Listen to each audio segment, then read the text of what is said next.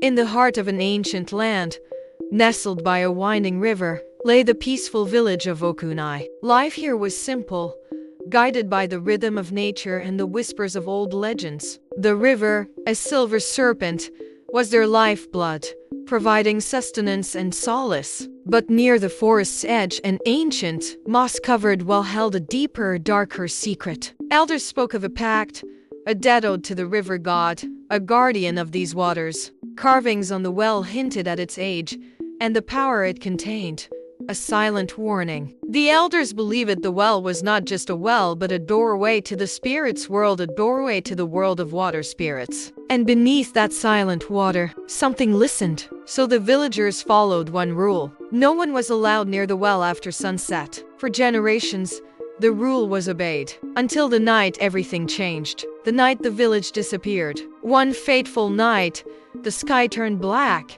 and a storm of unimaginable fury descended. Rain lashed down, lightning split the heavens, and the river began to swell ominously. Then, faint blue lights emerged from the churning waters, ethereal and unsettling. Water spirits. Then the ground shook. From the direction of the old well came a deep sound, like something enormous breathing beneath the earth. The elders watched, their faces etched with terror, as the ground beneath them trembled. A desperate ritual was performed, a plea to appease the enraged river god. The storm reached its crescendo, a deafening roar that swallowed all hope.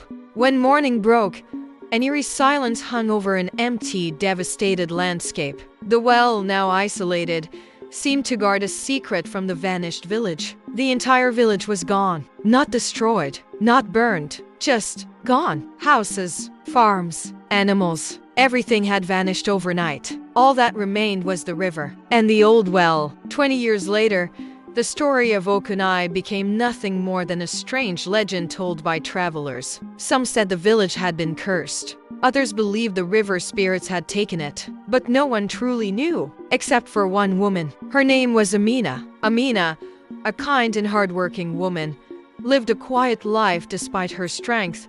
A deep longing resided within her heart. For many years she had dreamed of building a family, but life had never allowed it. So she lived alone, working every day and returning to an empty house. In her humble home, she often sought solace in prayer, a silent plea to the heavens. One twilight evening, a melancholic cry drew her into the dense forest. Deeper she went, until she stumbled upon the forgotten ruins of the ancient well. There, child not up to 8 years old, Cairo, sat soaked and lost, his eyes holding a haunting innocence. His clothes were soaked, his skin was pale, and his eyes were deep and dark like water. Amina looked around. No footprints, no houses, no sign of anyone else. "Where did you come from?" she asked carefully. The man slowly lifted his head and looked at her. Then he said something strange. "I was waiting." "For who?" Amina asked. "For you." Amina's heart, long empty, felt a strange pull, a maternal instinct awakening. She brought Cairo home, tending to him with a love she thought she'd never feel again. He was quiet, intelligent, and seemed to fill the void in her life. He said his name was Cairo, but he remembered nothing else. No family, no childhood, no home. At first, everything seemed normal. Cairo was quiet but intelligent. He learned things quickly. He helped around the house, and he treated Amina with surprising kindness. But slowly, strange things began to happen. Sometimes Amina woke in the middle of the night and found Cairo standing by the window, watching the rain. Other nights she heard whispering, like voices speaking from water, a connection to the water that was unsettling. Amina observed him, a flicker of unease growing amidst her love. Then came the first terrifying discovery. One afternoon, Amina walked into the kitchen. Cairo was standing beside a bowl of water. Water was floating in the air, moving like it was alive. The moment he saw her, the water dropped back into the bowl. Amina froze. "Cairo," he slowly turned to her. His eyes seemed deeper than before. And then he said something that made her heart stop. He turned, his eyes ancient and knowing, speaking of the vanished village. Amina was stunned, realizing he knew things he shouldn't, secrets of the past. Meanwhile, in a distant town, a rugged man was struck by a sudden, searing pain. His mind was assaulted by fragmented memories, flashes of a forgotten past. He saw a village beside a river. He saw the old well. He saw the storm. And he saw what truly happened that night. The river had not flooded the village. The river god had come to collect a debt. Long ago, the people of Okunai had made a promise. Every 100 years, they would offer something precious to the river spirits. But that generation refused. So the river god took everything. The entire village, dragged beneath the water, lost to the spirit world forever. He saw his father, terrified, performing a sacrifice, a pact made to appease the god. The well, glowing ominously in his mind, held the key to the village's fate. Tund awoke, gasping, the horrifying truth dawning on him with chilling clarity. He knew what happened, and what was about to happen again. He had been there. He had lived in Okunai, and he had died the night the village disappeared. The river began to rise again, blue light swirling, mirroring the past storm. Back in Amina's home, rain began to fall again. Cairo stood by the window, his gaze fixed on the approaching tempest. The river spirits needed eyes in the human world. Amina's hands trembled. "You are not human."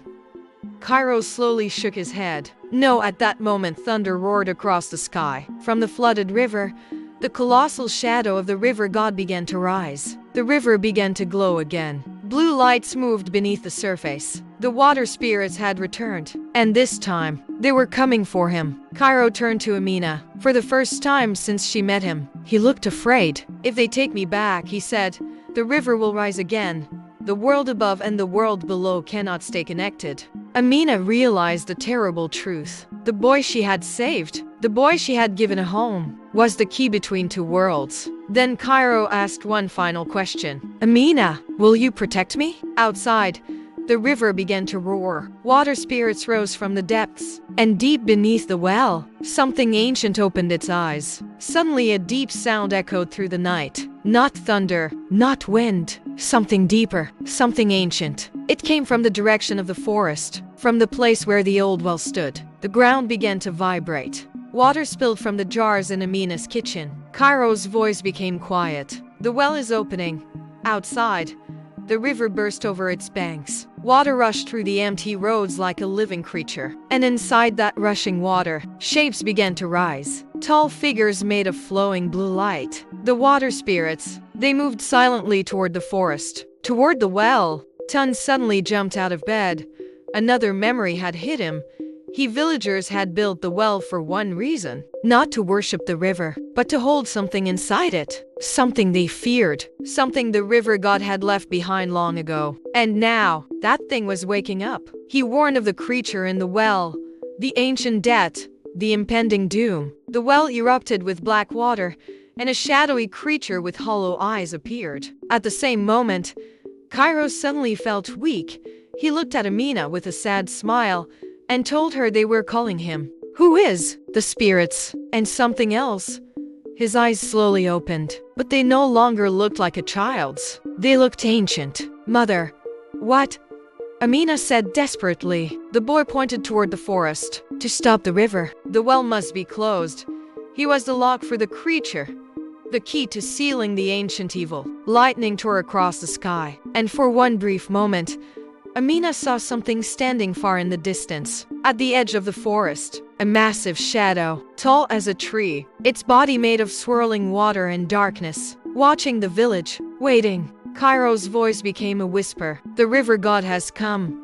The storm had become something unnatural. Rain no longer fell from the sky. It rose from the ground, spiraling into the air like the earth itself was breathing water. Amina stood in the doorway of her house, holding Cairo tightly. The forest ahead glowed with blue light. The old well had awakened, and deep within the storm, something enormous moved. The river god had arrived. It stepped from the flooded river slowly. Its body towered above the trees, made of flowing water and shadow. Rivers of glowing light moved through its form like veins. Where its eyes should have been, there were two swirling whirlpools. The debt has not been paid. The water spirits gathered around it like silent guardians. Amina felt her legs weaken, but Cairo slowly stepped forward. "No," the boy said. The debt was already paid.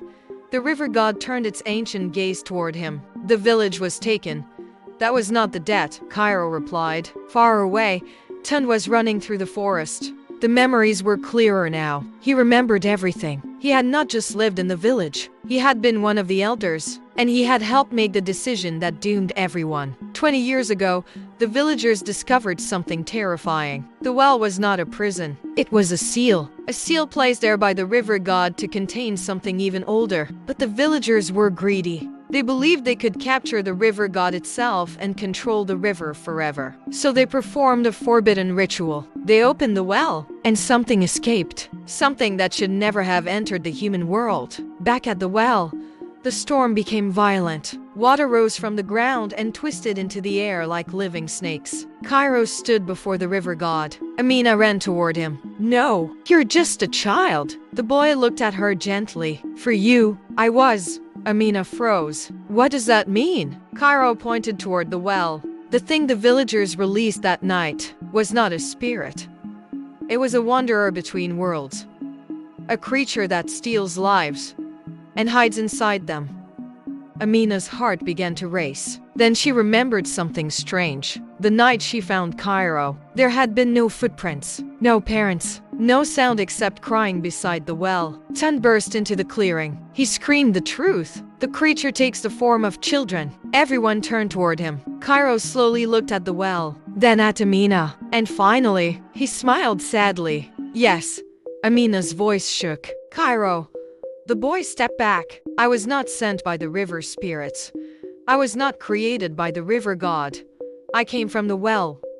The ground cracked open. From inside the well, black water erupted into the air. Something began to rise. A twisted shape made of shadows and bones. Dozens of hollow eyes opened in the darkness. The real creature had awakened. And suddenly Amina understood the truth. Cairo had never been the monster. He had been the lock, a vessel created by the river spirits to keep the creature asleep. But when Amina adopted him, she gave him something the spirits never expected. A human life, a human family, a human heart. And that heart was weakening the seal. The river god spoke again. With a final glance, Cairo jumped into the dark well, which exploded with blue light. With a final glance, Cairo jumped into the dark well, which exploded with blue light. The water spirits rushed forward. The river god raised its arms. And slowly, the well closed. The storm stopped. The river fell silent. The creature was sealed again. Morning came quietly. The forest was calm. The river flowed peacefully once more. But Cairo was gone. Amina sat beside the well for hours, crying, until she heard footsteps. Tund approached slowly. "The river spared the world," he said, "but it always takes something in return." Amina looked down at the still water. Then she whispered softly, "He wasn't a spirit. He was my son." But deep beneath the river god lowered its arms, its fury subsiding as the storm vanished. Morning light found Amina sitting alone by the now quiet well. The river flowed peacefully once more, but a faint sound of laughter echoed. And far away, a child's laughter echoed from another well. The story of the river was not finished.